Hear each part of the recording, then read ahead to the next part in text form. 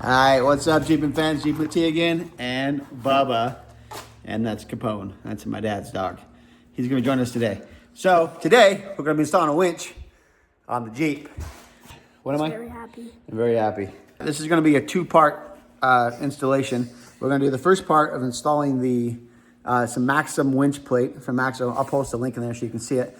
We're gonna install that first, and then after we install that winch plate, we'll do the second part of installing the winch. So here goes the winch plate first. To install the winch plate and the winch, you have to take off the bumper. So there's 4 bolts.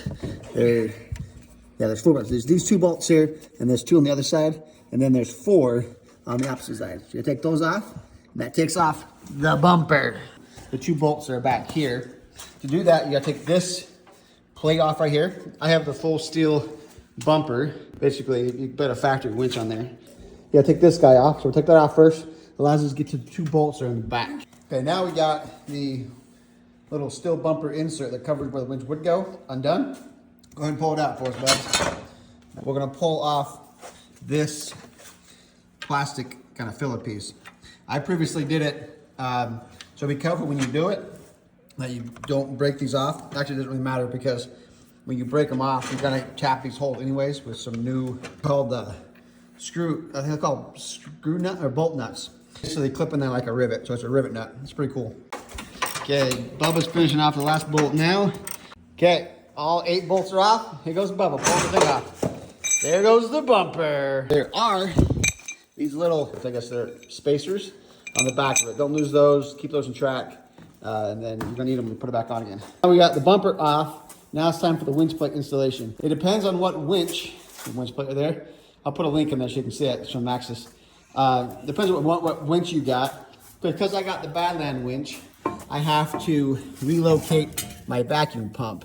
This winch plate comes with a relocation bracket. So the vacuum pump relocation bracket goes right here.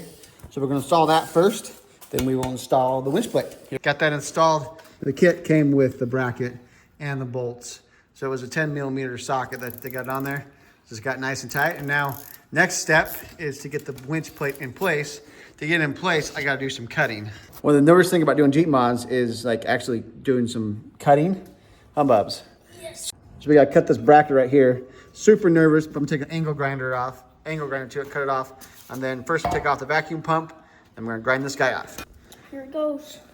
So just take these 2 little screws off. Now we're just gonna wait for my dad to come back with that part. So be safe. I'm almost done. Safety first. Now I'm gonna start cutting it.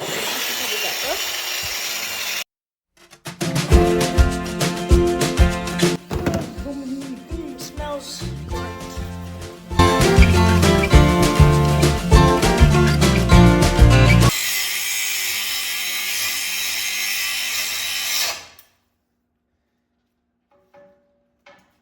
You got it cut off.